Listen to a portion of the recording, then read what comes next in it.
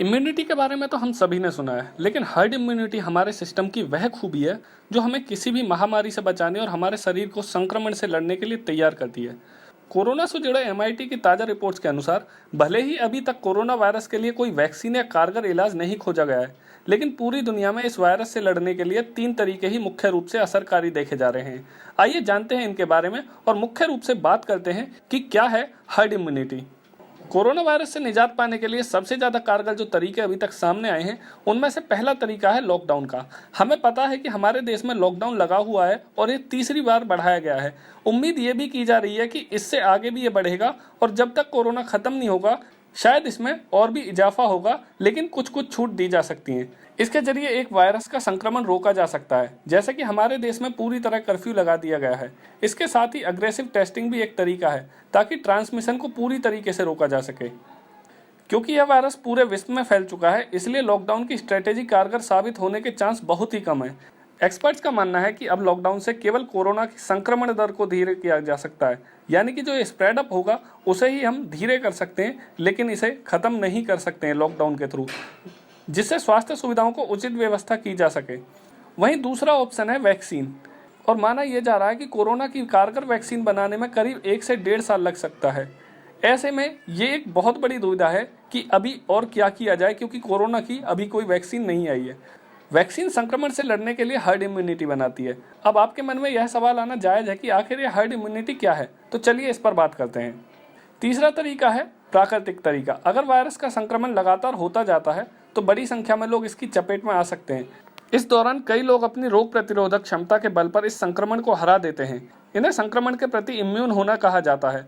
जब इम्यून लोगों की संख्या अधिक बढ़ जाती है तो वायरस अपना संक्रमण नहीं फैलाता।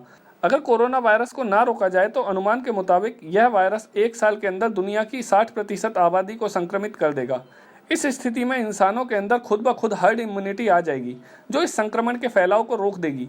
लेकिन इस दौरान मानव जाति के बड़े स्तर पर हानि हो सकती है। यही वजह है कि दुनिया भर में कई देशों में लॉकडाउन का यह कर्फ्यू लगा दिया गया है। जिस तरह कोरोना 1 से 2, 2 से 4, 4 से 8, 8 से 16 लोगों को संक्रमित करता है, लेकिन अगर दुनिया की 50% जनसंख्या इम्यून हो जाए तो यह इन्फेक्शन एक व्यक्ति से एक में ही जाएगा। इस स्थिति में कोरोना वायरस का रिप्रोडक्शन नंबर 2 से घटकर 1 ही रह जाएगा। अगर यह R0 1 से कम भी हो जाता है तो कोरोना वायरस का आउटब्रेक खुद ब खुद खत्म हो जाएगा।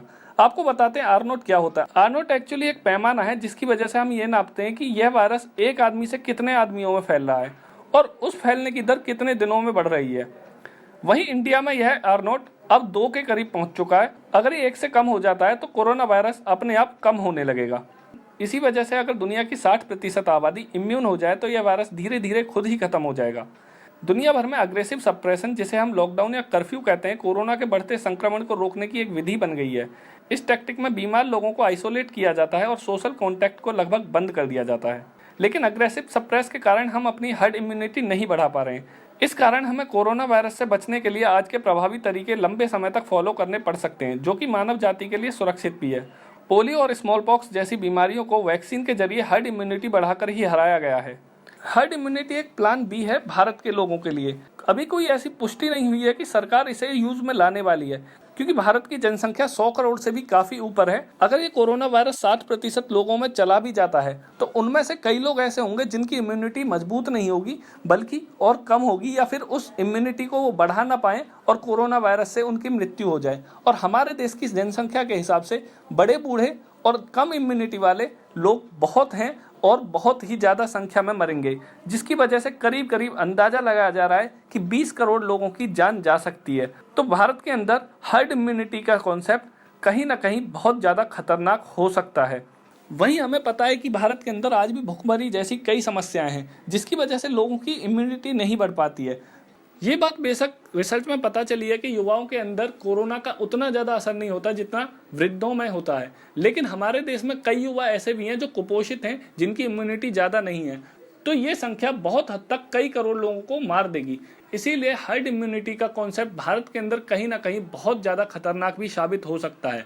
लेकिन स्वीडन जैसे देशों ने इसे अप्लाई करने के बारे में सोचा, क्योंकि उनकी जनसंख्या बेशक इतनी ज़्यादा नहीं है, और इसीलिए उन्होंने लॉकडाउन ना लगाकर और हर्ड इम्यूनिटी को डेवलप करने के बारे में सोच रहे हैं। सब्सक्राइब करें हमारे YouTube चैनल को और बेल आइकन भी दबाएं, ताकि हर वीडियो सबसे पहले आप देख पाएँ।